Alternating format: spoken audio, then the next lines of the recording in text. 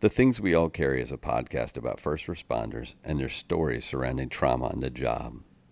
The intention of this podcast is to raise awareness and share meaningful conversation around a subject often viewed as taboo or simply ignored. Be aware this content may be graphic and it is real. It may not be suitable for children or adults triggered by this subject matter. Welcome back to The Things We All Carry. This is kind of a surprise, and I'm not caught off guard because it's my choice to do it, but I've decided to release my first new episode of the year. And this is one I recorded last year at some point. I don't remember what day or month this was, but it was recorded a while ago. And it's an interesting conversation with a gentleman who works for an organization called Leashes of Valor. His name is Chris Bowers, and I'm not going to stumble over his title because I don't have it right off the top of my head. I decided to record his intro kind of on a whim, so bear with me. Leashes of Valor is an organization, it's a nonprofit that trains service animals to work with wounded vets. And we get more into it in the show, and you'll hear explanation of what they do and how they survive and how they raise money and how they train the dogs. And it's about a 40-minute show, and it's informative, and it kind of opens us up to a world that I don't know much about. So that was one that's kind of hidden in the archive, and I decided I kind of let it fall by the wayside, and that's on me. And so I just wanted to get it out there for everybody to listen and learn about what they're doing. So anyway, welcome to the new year. Welcome to the first show of the new year. And welcome to the first time I kind of ramble a little bit behind the mic in this new year. One of the things that was on my mind this morning was the word change again. Change is always there, I think change comes along with the first of the year, this arbitrary, change that we make where we flip the calendar from one year to the next. And it's really from one day, 1 minute, 1 second to the next.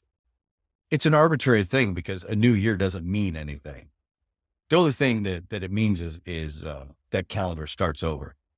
But you as a person, you don't necessarily start over. You can do that anytime you want. You can make changes any moment of any day. And we recognize something that needs to change, just take one step, move forward in a direction, or just move. Maybe you go backwards, but what's the worst? You go backwards and you said that move didn't work. Let's make another move.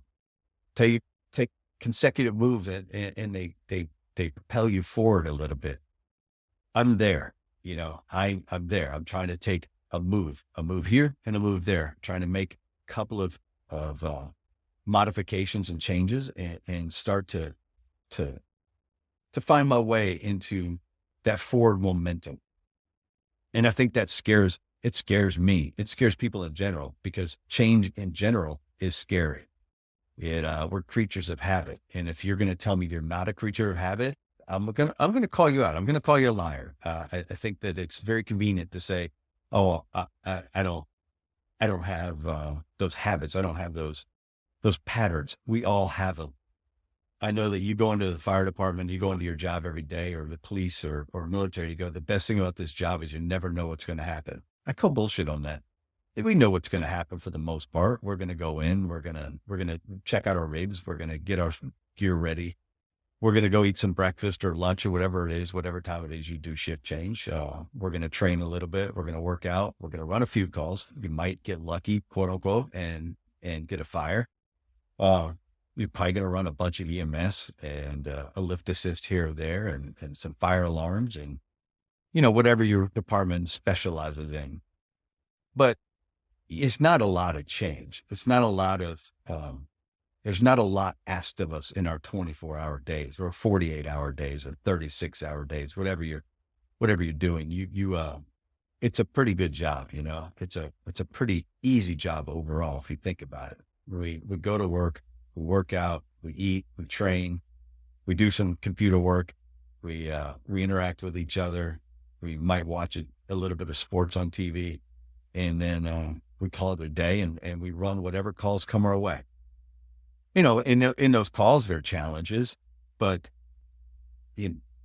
we adapt with those calls, and we process those calls, and we move forward. Again, there's that word, moving forward. So change scares us. Change scares me. And I know this year is going to be full of change. For me, it has to be full of change.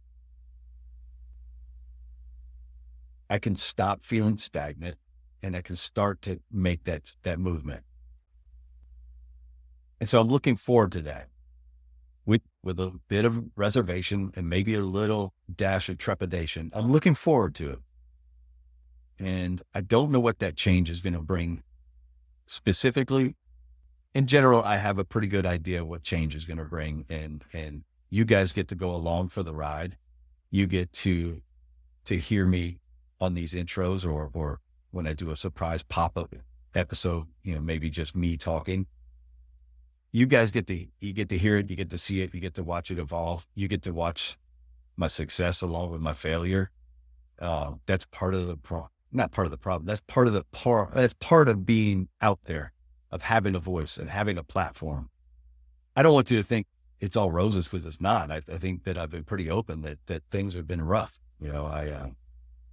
Last year was not an easy year. Some of that was my own doing, and some of that was cancer doing, but I'm, like I said at the beginning, I'm ready to change some of that. I'm ready to move forward. I'm ready to make some strides. I'm going to take a step backwards once in a while, but I want to focus on the forward momentum. And so I challenge everybody to find something to learn, find some way to grow, find something to mature, learn a new hobby, maybe pick up an old one, take up, I don't know, take up a new hobby, find a new interest, learn something. Because like I've said in the past, if we don't grow, we have to grow. We have to move forward. And I challenge you to find what it is that will force you out of your comfort zone, force you to grow, and force you to become a different person, a better person, a more complete person. Yeah, for me, that's necessary. And that's where I'm headed. And so I guess it's time to kind of buckle up, buckle down, and see where I go. I don't know. It's like I said, there's some trepidation there, and hopefully I'm able to make my way and kind of blaze a new path or a different path for myself. So that being said, you guys get ready for this episode. I believe this is going to be episode 99. I apologize. I kind of lose count with the reissues. And then I've got a bunch of shows in the can that I recorded over this winter break that I took. Some fascinating shows that I can't wait to bring to you. And I can't wait to hear the reaction. So, listen to them, share them, reach out to me. Tell me what you think. I heard from a friend's wife the other day about how she's listening to my shows, and it blew me away. I was so honored to hear her say that I've made an impact on her life and their life. And this is somebody that, whether he knows it or not, I love this man, and he is one of my favorite people in the world. And for his wife to reach out to me and give me words of encouragement and to thank me, that meant the world to me. That's more than I could ever ask or expect. So she knows who she is, and I thank her very much. And without further ado, you guys enjoy episode 99 with Chris Bowers from Leashes of Valor. Joining us today is Chris Bowers. Chris is the program director for Leashes of Valor, and I saw a truck go by me on the road one day. It was a couple months ago now, and I saw what it said, and I saw that it had some contact information through Instagram and Facebook, and I reached out, and I wanted to talk to somebody and just touch base with what the program was and how people get involved and just the history of it all. So Chris was more than happy to come on the show and share some of that with us, and I'm going to do what I normally do for people and ask about his personal history and his journey to what he's doing right now. Welcome to the show, Chris. Hey, good morning. How are you doing this morning? Doing good. All right, you're local in Virginia, correct? Yes, sir. Yes, Okay. sir. I was born in Virginia Beach. My father was in the Navy. Once he got out, he started working for the Department of the Navy, and that led us to the Fredericksburg area where I grew up and kind of moved back. I live in Culpeper now, but I moved back to the area in 2017.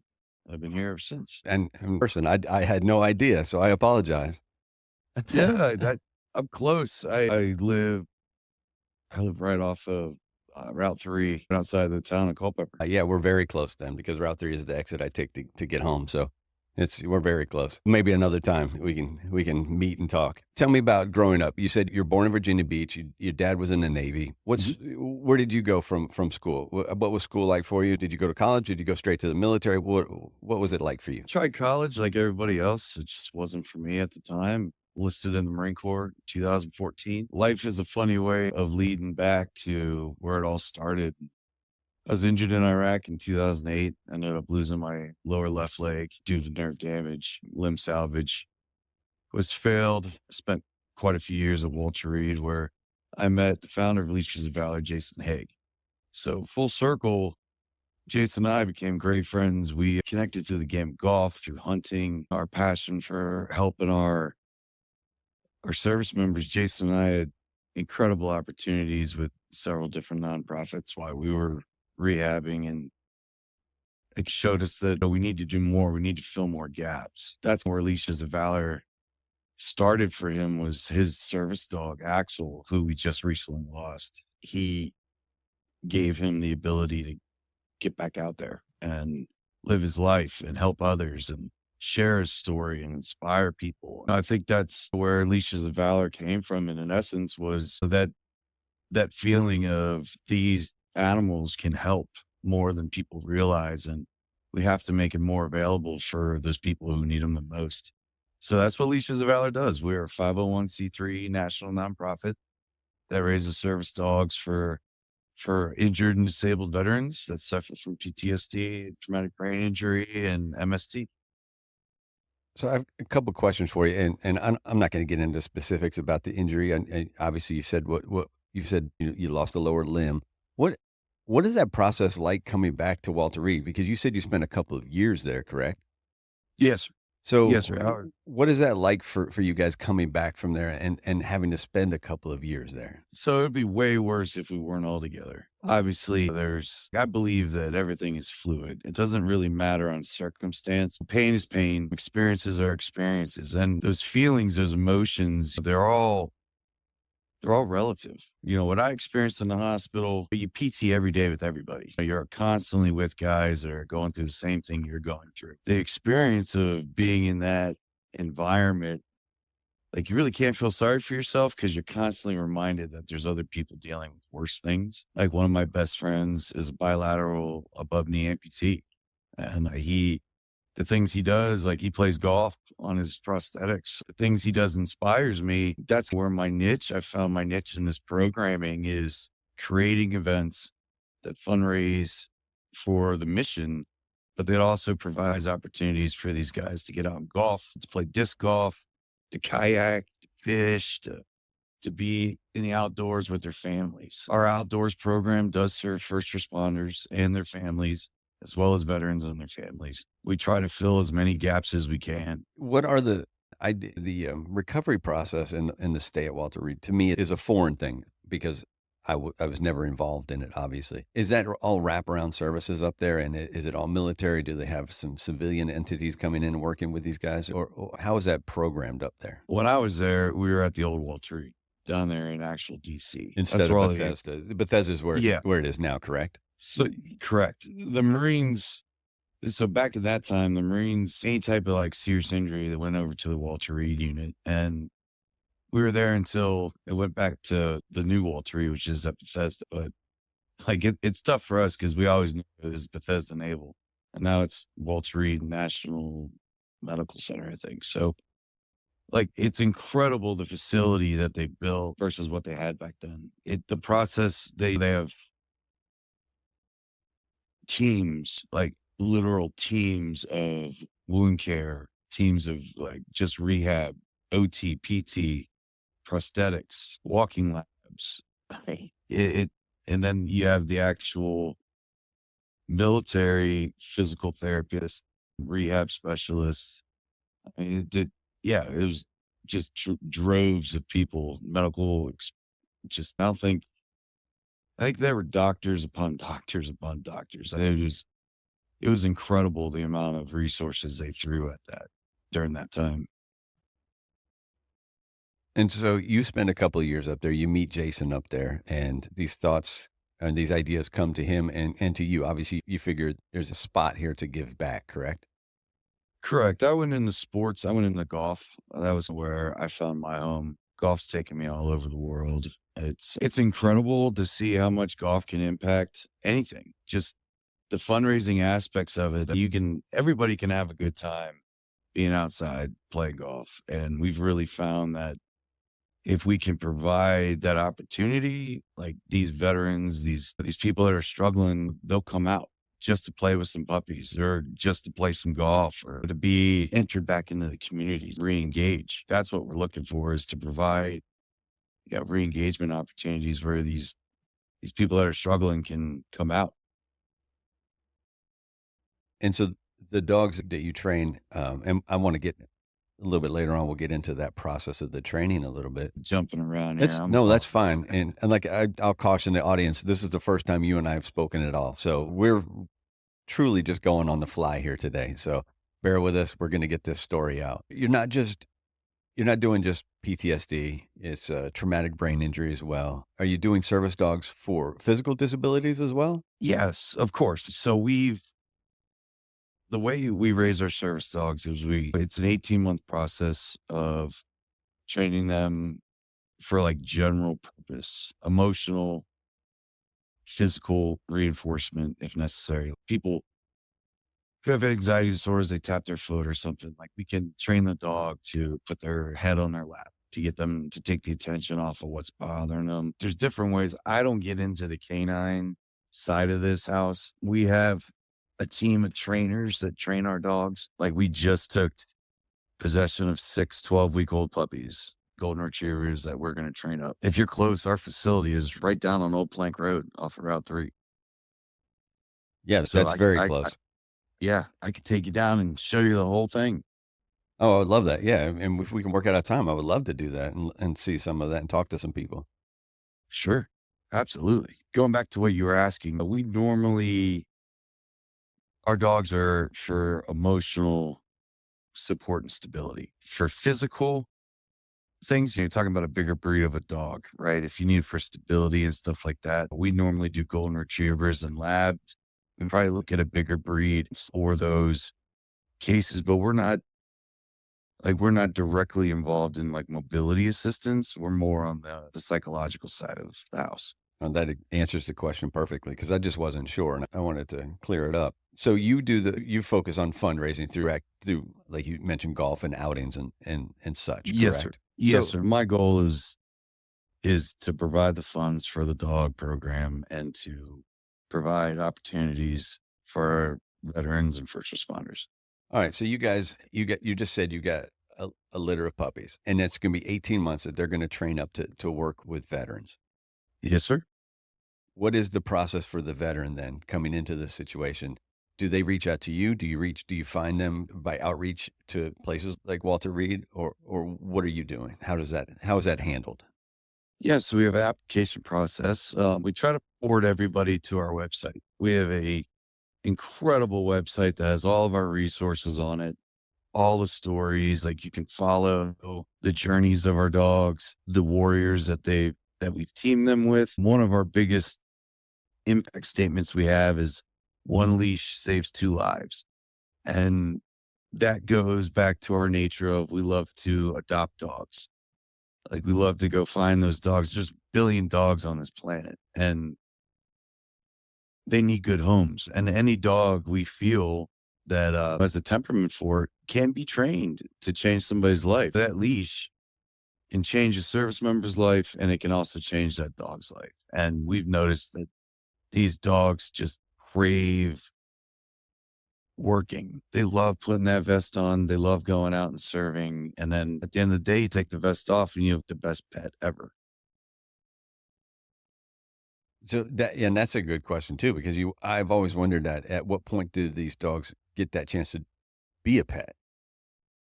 So we train them just like they're working. When they're under vest, like they have the mentality of being spot on, being an asset for that veteran. And when you take the vest off, to them, they're not working. So there's your dog again. But they crave working. It's just bird dogs and, police dogs. Like when they're working, they're seriously engaged, but you also have to let them just be dogs, let them run around and play. So there's no real schedule, then it's just that they know if that vest is on, it's all business. Right. So when we're in the training process, obviously our traders could explain this better, but I know when we're training them up that the affection, all that stuff, when you vest on, it's serious time. When you take the vest off, then we can be silly and run around. But it's just conditioning the dog to know when, it's playtime and when it's serious time. So at what point is a veteran introduced to the dog? So once they go through the application process and they've spoken to our veteran coordinator, and we have a whole team of awesome, incredibly talented ladies that do most of our admin and most of our follow-up with applications. And we get the veteran to come to our facility for a 10-day course, which we are basically teaching them how to handle the dog. Like at that point, after that 18-month to 2-year training of the animals complete, we bring the veteran to us to teach them how to use and operate that dog so that that dog bonds with that particular warrior, so that that canine team has 10 days to learn each other's routines. So when they leave, they're leaving with successful skills together that they can build on once they get home. And so in those 10 days, they live and they train with you. Yes, sir. They learn how to, like, for We take, quote we unquote, take, control the dog or work with the dog. yes, sir. We teach them we teach, so the dog knows what to do. We have to teach them how to communicate with the dog to get the dog to do what they need them to do. And If that makes it sense. does, because Like, the dogs spent 18 months training. mhm. And So now we, you're trying so to train a human in 10 days, which, in 10 days, right?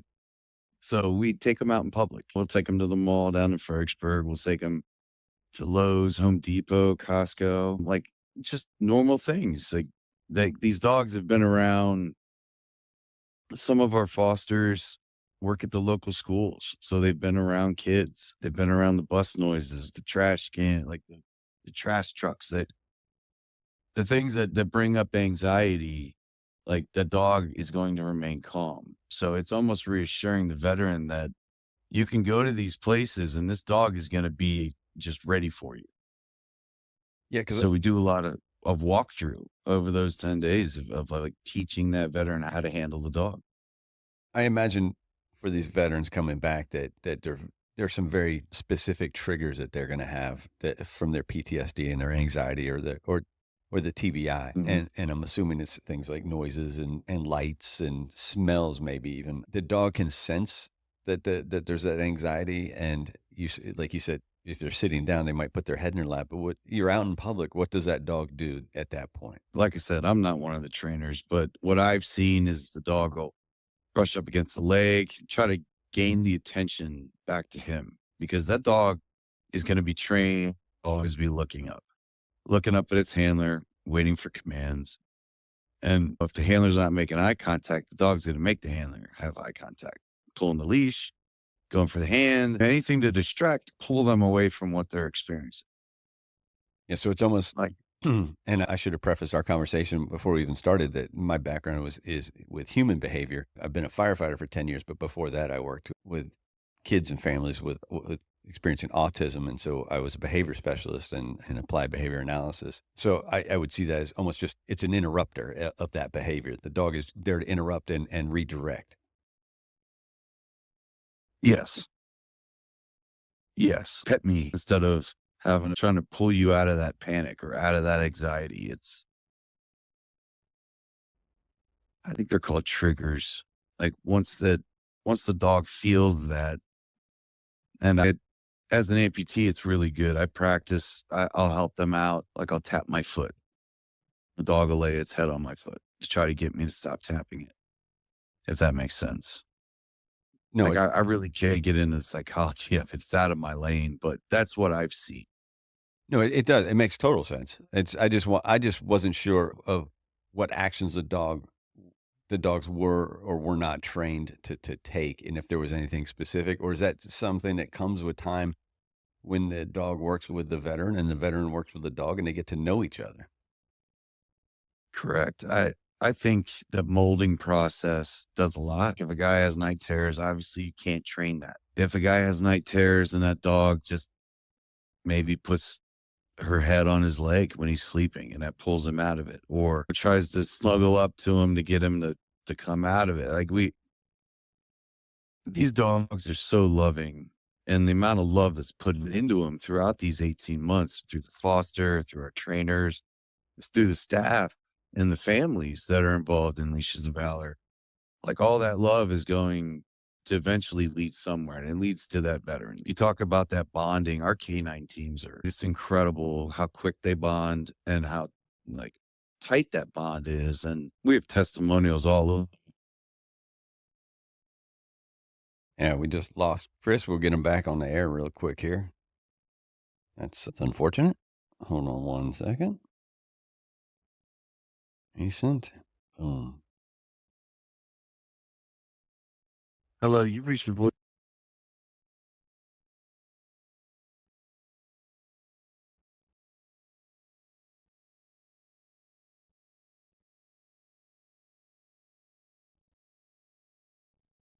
I don't know why that dropped. I have no idea. I'm not moving around. I didn't think you were, so I don't know why it would have No, dropped. It's all right. sorry about Like I said, we get to edit everything. that. Awesome. It was funny because I was talking to I said, and the call dropped, and I kept talking, and I was like, why am I talking? I don't need to talk. Yeah, or was I? I'm sorry. You know what? I don't know where you were on that one because it took me completely by surprise. We'll figure that out. Go We're ahead. talking about how they bond. Yes, yes. I, I, all the all the love that's put into them through our family, through our Leashes family. It all comes out into that veteran. I'm up to date with a lot of these veteran teams. My parents have fostered to watch these vets change after they get their dogs. It's incredible. It really is. The website, we have testimonials, and some of them are going to baseball games and going out to dinner and stuff again. Like it's crazy. The confidence that they're getting from having a sport animal, having a service dog. So let's get into your wheelhouse, so to speak. 18 months. First of all, you had to find the dogs. Mhm. You have to reach out. We'll use the word source the dogs. You have to source the dogs. Correct. You have to train the dogs. So that means you have Mhm. an entire staff that's training the dogs. You have entire clerical and whatever support staff. You have you We who's have doing 12 employees. so you have 12 employees, and then you have a 10-day program where the vets are coming to live there for an intensive training, correct? Yes, sir. And then you have follow-up trainings and follow-up support, I imagine. Yeah. So we provide support of the lifetime of the animal. Any doctor bills, their medications, the food while they're being trained, everything. Like we pay for everything. We're giving them an asset at no cost, basically.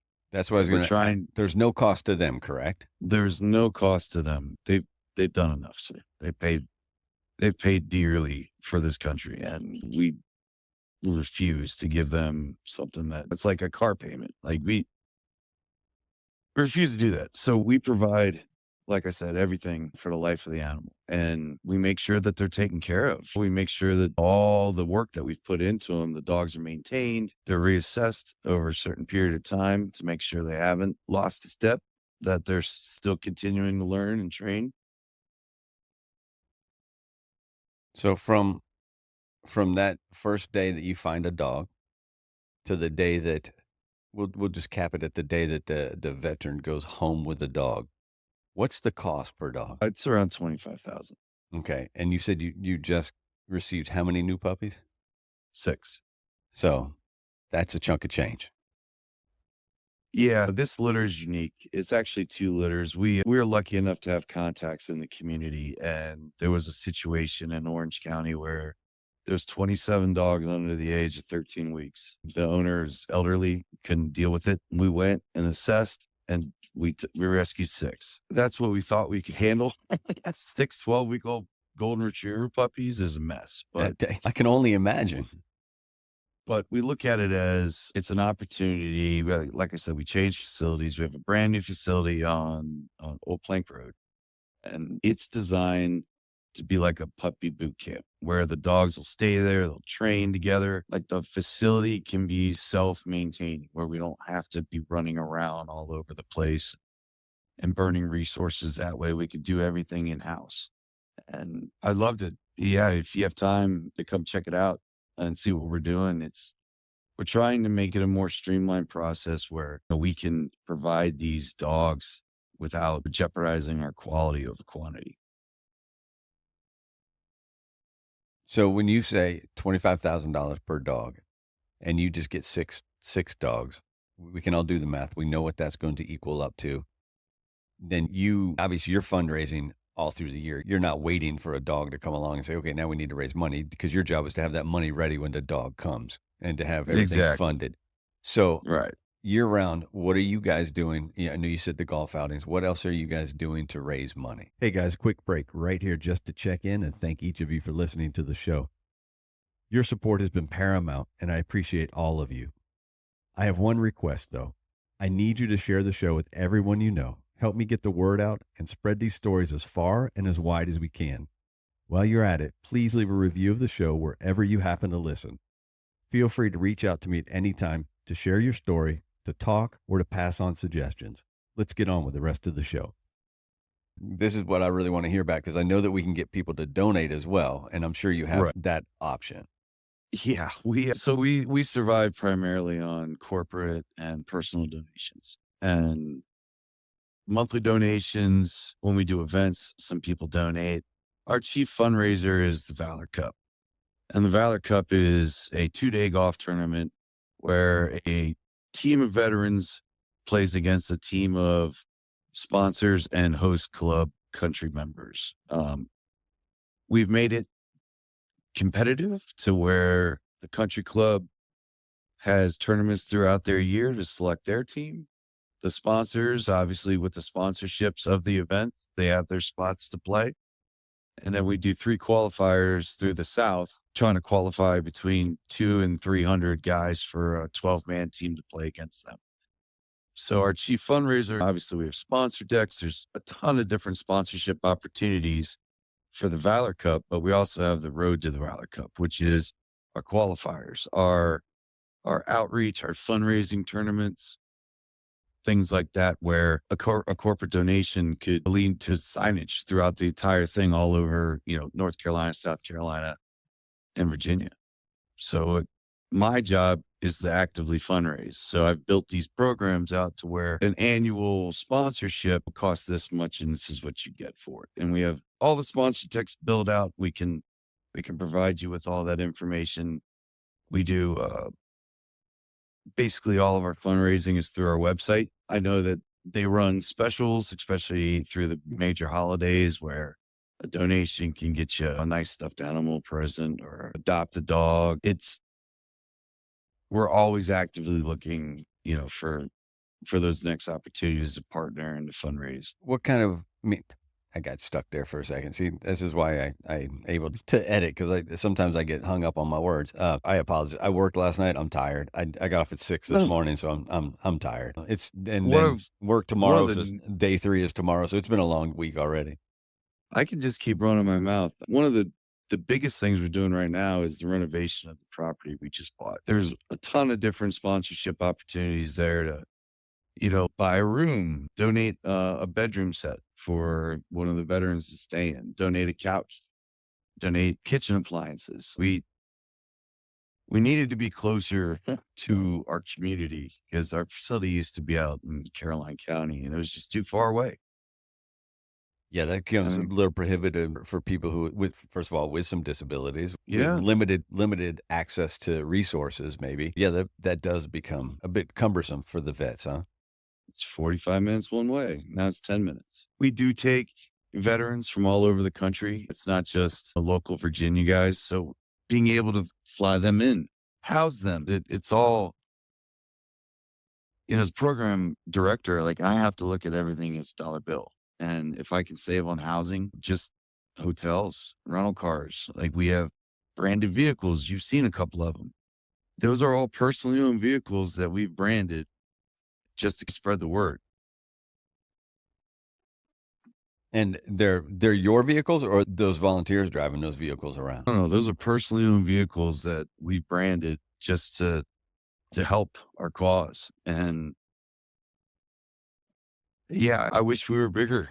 And like, I think that's where this push is going is if we get this new facility, we've got this new group of dogs, we're moving in that right direction, that positive direction of growth. And we're going to be able to help more people along the way. Yeah, no, it definitely, with that facility, it sounds like it opens a door to a lot. Absolutely. And then obviously Absolutely. getting 6 dogs at once opens a door to a lot. You're gonna affect, well, as you say, there's 12 lives you're gonna affect with those 6 dogs, correct? Yes. Well, and more than that, because of the interaction with these veterans and their families and their friends, and they can start to, I hate the term normal, but normalize some of those relationships and those outings and those and the day-to-day life. Correct. When a vet comes to you guys, do you have mental health professionals on staff, or are they referred to you from outside professionals? From their outside professional, we ask that they have a diagnosis of PTSD or traumatic brain injury or MST, but we do have a clinical social worker on staff, but we don't have our lean is we want to provide them with a service animal. Like we don't want to get into therapy or anything like that. Like the therapy itself is the bonding with the dog, us. So like legally, we really can't get in that lane unless we had like therapist or a psychologist or something like that. But we do have resources. We do have like I said, a clinical social worker who can direct resources for us. And there's a acronym that you've slid in a couple times, and it's MST. And I don't know if my audience is going to be familiar with MST, what it is, and I wasn't really familiar with it either. Can you go into that just a little bit? Not the Sure. science of MS, it, but what it is and how prevalent it is.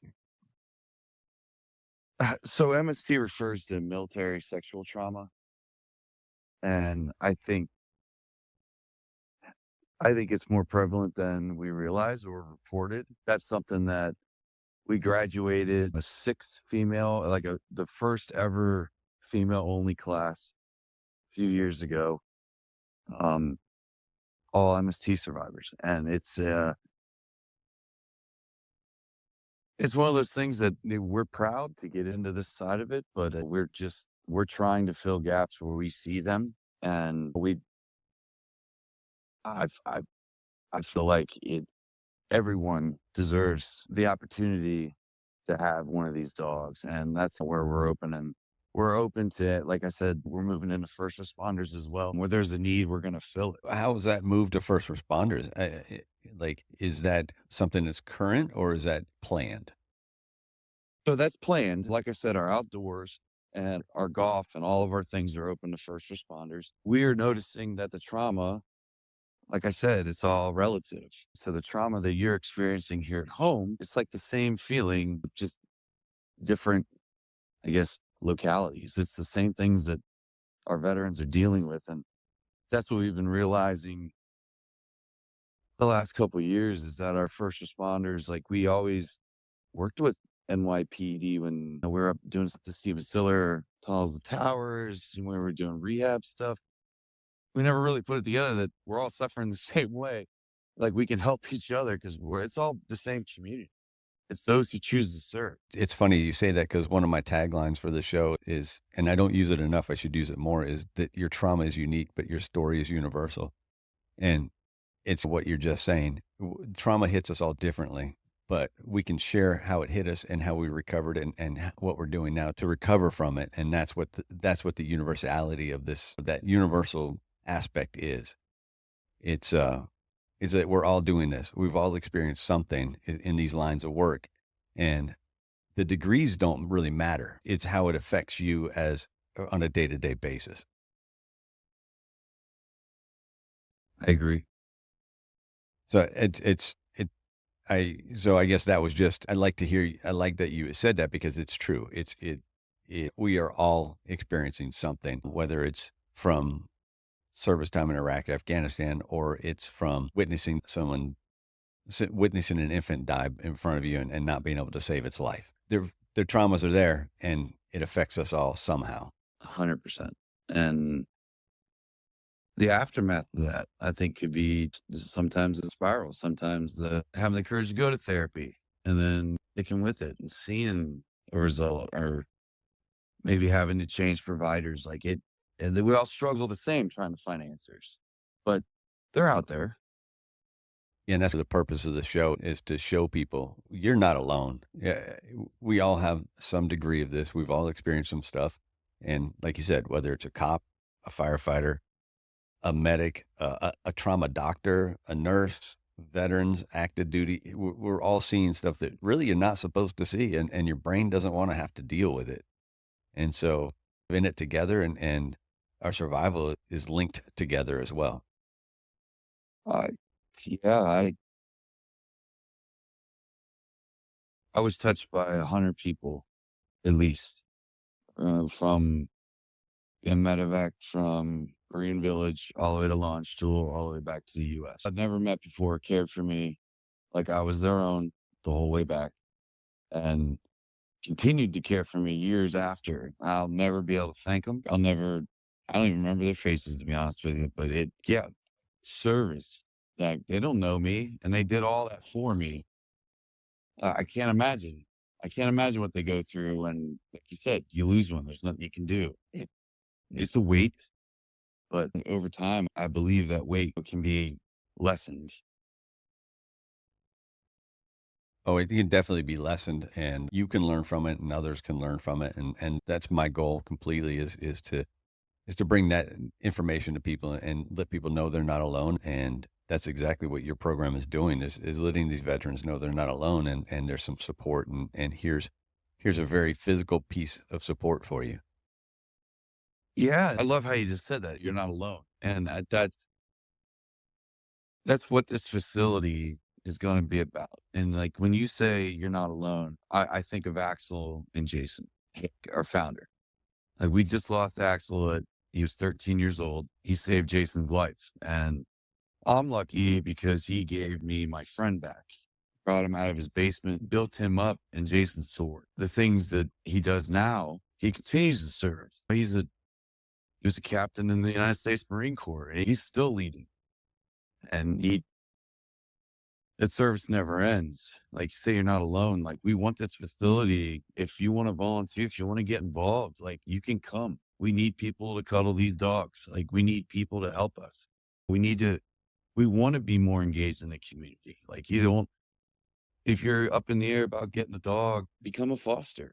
See if it's something that's out there. I think with any type of change, like, you have to be willing to try. And that's especially in the veteran first responder community. You have to be willing to try, either go to therapy or talk about it or try new things. Like, you have the willingness to want to try. It's just getting people to take that step. So I love how you say you're not alone, because I feel the same way. Like, not alone. There's a lot of good people that want to help, and we want everyone involved. Like, our family is only as strong as we can make it. So how does one volunteer? Like I said, through our website, The leashesofvalor.org, correct? leashesofvalor.org. Yes, sir. You can go through our website. You can click the volunteer. You can click the foster. It'll shoot you to one of our really talented young ladies that work on our team, that can answer any and all questions you may have about any aspect of what we do. Our financials are readily available upon request. Everything we have is an open book. I warned you about this before we started recording, that I have two questions I like to ask every guest. And I took you off guard because, as I mentioned in the middle of the show, we haven't even spoken until this morning. So I apologize for taking you off guard. But I like to ask everybody about an everyday carry. And the reason I do that is I stole this title of the show. There's a book out there by an author named Tim O'Brien, and it's based in Vietnam. And his book is called The Things They Carried. And the purpose of that book, and just to paraphrase it, is that this platoon in Vietnam, they would carry things into war, as you're well aware of. You carry your weapon, or you carry a radio or an aid bag or whatever. You carry that into war or into a battle, and then something happens, or you actually have contact in a battle, and you come out.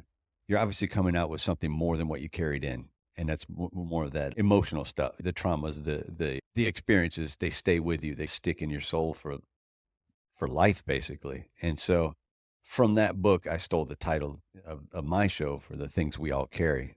And I like to ask everybody about an everyday carry that you have, something that you might have on your person. And if you don't have it, you feel naked without.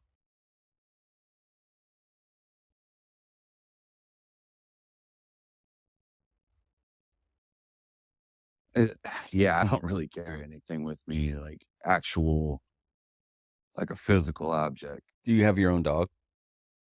Yeah, I have 3 dogs. I had a service dog. He's 14 now. He's slowing down. He's been retired for 4 years. That's basically how Jason and I became friends, was where we had to take our dogs out to go to the bathroom at this event, and that's where we met. Our dogs were best friends, but they both just got older, and they got us to where we needed to be in life. Like, things I carry is,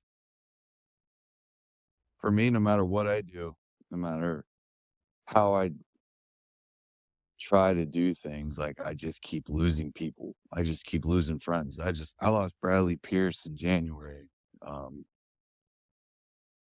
Silver Star recipient, Marine, really good kid, played on my golf team. So the other question I like to ask is about a book or person or a speech or music or a movie, something that's going to add value to the audience's life. Is there anything like that you'd like to suggest for the audience? I'm not a big reader. I like stories. I like hearing people's stories. I don't read a lot of books, but I listen a lot. I'm lucky, I'm fortunate. I get to meet a lot of these veterans and hear their stories and learn about their families. I think we got an easy way to fix that, actually, because on your website, under newsroom, one of the subheadings under newsroom is warrior stories, correct? Yes, sir. Yes, sir. We have a lot of different of our warriors that have sat down and shared their stories and shared the impact that their dogs have had on their lives. Check that out. This speaks for itself. If I'm looking at the first page of stories right now, and I'm not going to, the names are on there so people can go to it and they can find out the names. But I like some of these quotes that are under or that are extrapolated from the article. And it's like the first one says, "I didn't feel like I deserved to be alive." I don't know how many times I've heard that said by the people on my show, let alone the veterans that I haven't even spoken to. I'm looking forward to everyday life again. Fear won't rule me anymore. A glowing light during times of pitch black. These are all things that would resonate with my audience. And I think that's a great spot to go to and learn some of the stories of these vets and learn some of the stories of the dogs, and then either donate or volunteer. Absolutely. We're very lucky to be able to do what we do. And it's all in an effort to help. And all we want to do is make people's lives better. And that's from the veteran that's getting the dogs to all the way up to our employees. We're here to make this world a little bit brighter. Maybe with just a little bit of love. I think that's perfect right there. That's a good way to end it. I would love to get a chance to come out and visit you guys and see the facility and check it out a little bit. Thanks for listening to another episode of The Things We All Carry. Head over to the website, thethingsweallcarry.com, for show notes, resources, and to sign up for the newsletter. Until next week, take care of yourselves and remember to check in on each other.